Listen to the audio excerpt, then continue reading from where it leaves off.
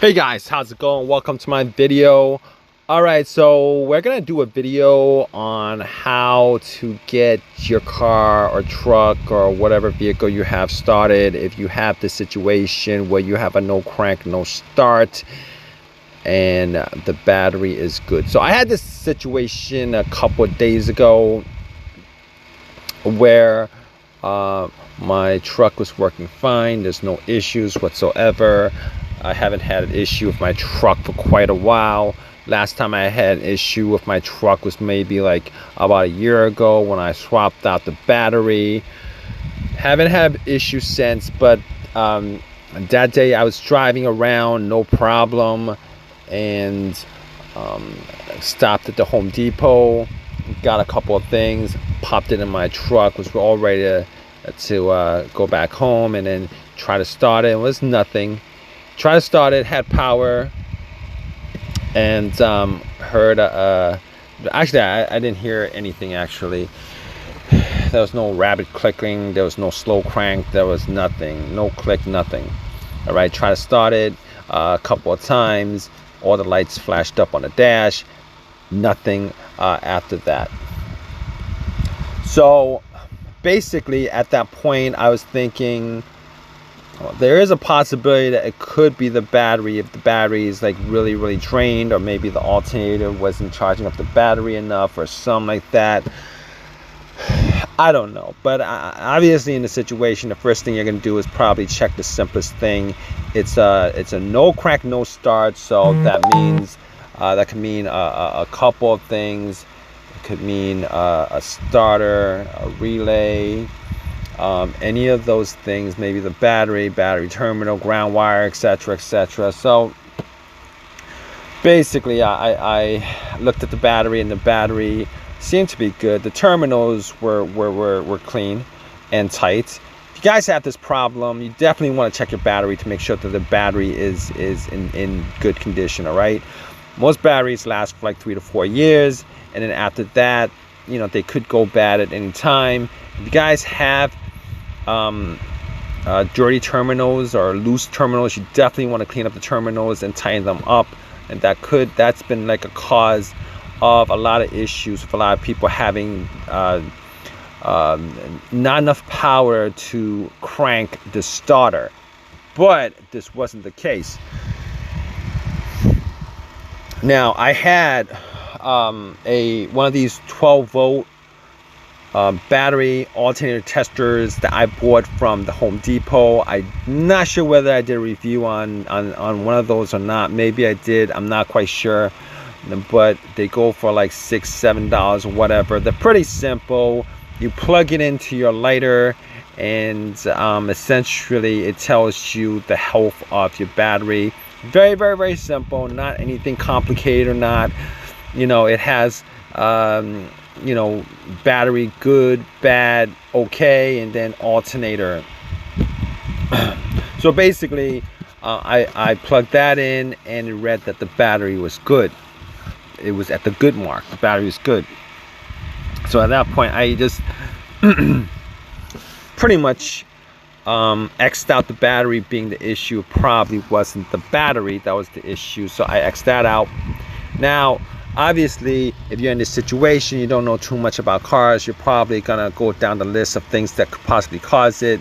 It's not gonna be the alternator. I guarantee you that it wasn't the alternator, because normally if you have an alternator issue, it'll die on you on the road or with the engine running. This wasn't the case. It was parked for about 45 minutes and it wouldn't start. So here's how I got it working.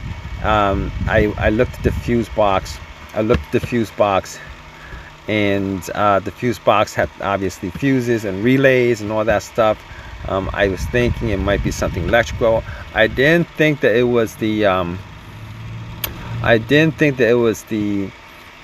5-key remote battery. A lot of times that's a simple fix. If you guys have this situation, most of the time that occurs only when you get a crank no start issue, but this is a no crank no start issue.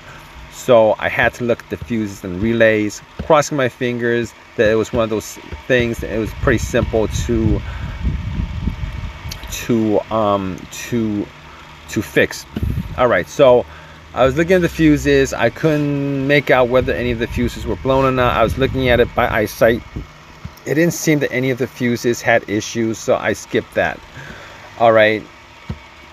Immediately I was thinking it could probably be the starter or the starter relay. All right. Normally what happens is you would hear a click. If it was the starter that had issues, you would hear a click and then nothing else. So basically what I did was I actually had the I was trying to listen for the click with the cover off the fuse box. If you guys have this situation, probably best if you guys actually have somebody else listen to where your starter relay is and pretty much turn the key to listen to a click. Have somebody listen to a click. If you hear a click, it's probably not the relay. Normally the click is pretty distinct. You turn the key, or if you have push start, you push it and then you would hear a click or something like that. But most of the time you would, but I didn't hear a click in that situation. I did not hear a click in that situation. So basically here's how you can figure whether it's the relay or not, whether you can test it out. It's pretty easy to test out. Now I've seen videos where people will rig like a wire at some point on the relay and then run the wire to the positive line just to kick start it. I'm gonna skip all that for you guys because there's a simpler way to do it. All right, you guys want to find where the starter relay is. All right, instead of like rigging it up with wires or whatever, because you could probably blow out your fuse box. Probably blow out your fuse box if you do that. So here's what you do. All right, what you guys want to do is you guys want to look at another relay.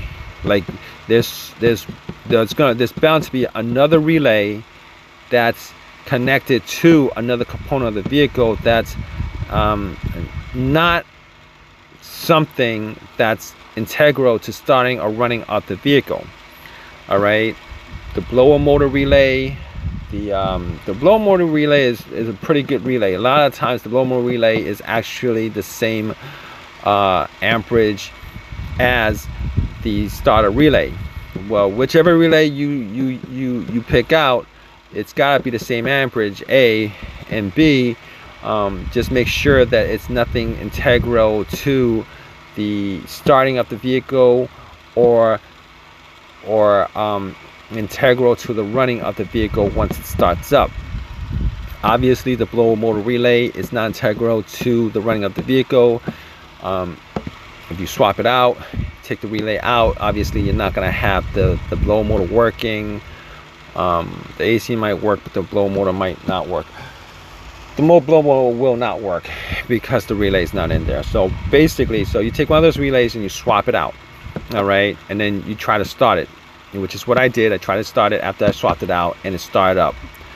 At that point, I knew that it was the relay that's the problem. I was able to drive to AutoZone. It was like a block away. Got the relay, popped it in, and it's been working great ever since. So if you guys are looking at these videos where some guy is trying to rig up the relay to try to start the vehicle, you guys might need to do that if you guys don't have any other option as far as a similar relay. But if you guys can get to the Auto Parts Stars or some AutoZone, Advanced Auto, one of these places that sells the relay, just buy the relay and swap it out if you guys think it's the relay that's the problem. But best case scenario, if you guys stuck and you guys want to get your vehicle started, just swap out the relay, guys. Look at the relays, look at the numbers of the relay, the amperage, and etc, etc. There's bound to be at least one relay in there that's not integral to the starting of the vehicle or the running of the vehicle after it's started, that you guys can swap out and then just use that as your substitute relay until you guys actually are able to just drive to to the auto parts store and get that relay and swap it out. You guys, you know, if you guys aren't good with electronics or wiring stuff, probably shouldn't be trying to, you know, you guys really want to do the easiest thing and not risk blowing the blowing the fuse box, the tip-in, or whatever else it's called. But anyway, that was how that situation got fixed. If you guys have your own personal situation with this, definitely leave a comment in the comment section. It might help somebody else out. Please subscribe, please give me a thumbs up, all that good stuff. Appreciate your time, guys. All right, take care.